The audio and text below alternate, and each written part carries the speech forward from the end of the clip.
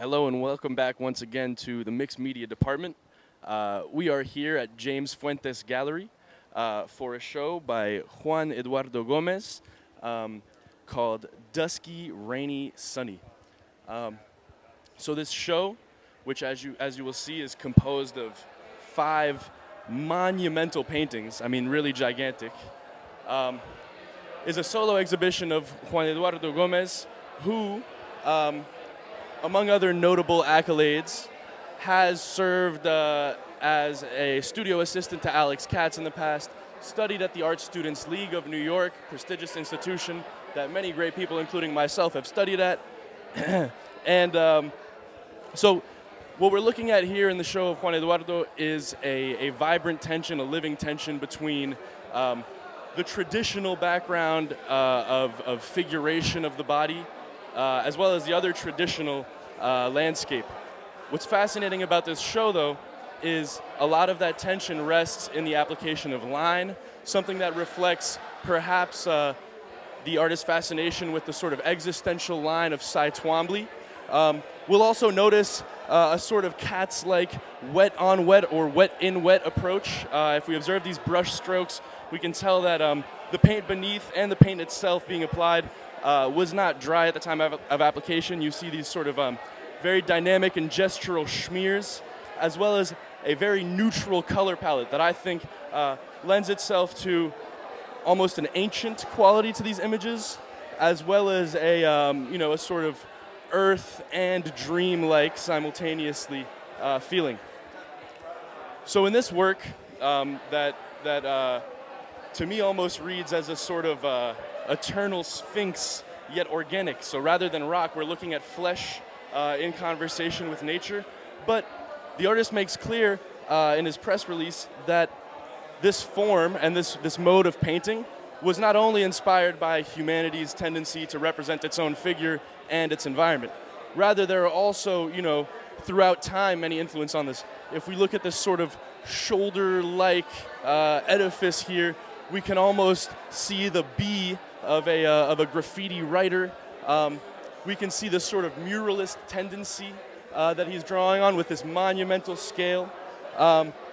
There's also a sort of eternal and time-like quality with the fact that this almost reads in some particularly brutal and sort of aggressive gestures as a cave painting. And one of the artist's focuses in this project was to cultivate a sort of interaction between the image and the subconscious of the viewer, of the artist. And so when we find that these paintings all began as sort of stream of consciousness charcoal drawings, it kind of helps understand how some of these works read as a landscape, whether they're landscape as in horizontally positioned or as in here, portrait. The sort of flesh becomes like an edifice, like a tree might be, or like a building.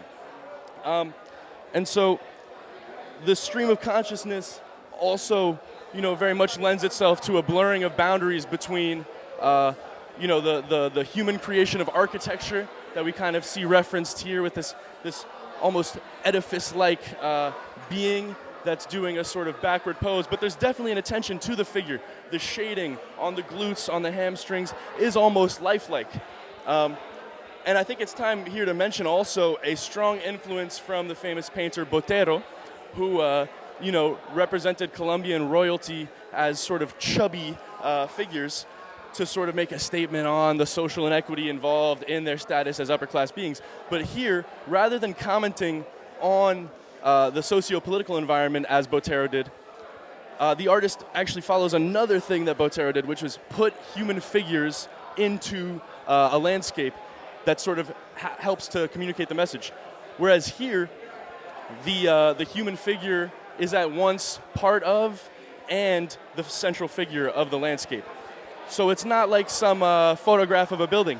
As we can see, the line variation and the consistency of the line between the sort of outlines of the human form with the sort of leafy substance at the bottom, these lines have the same weight, likely we're using the same brush in a lot of cases, and help to sort of almost inscribe these leaf-like shapes into the being of this larger figure.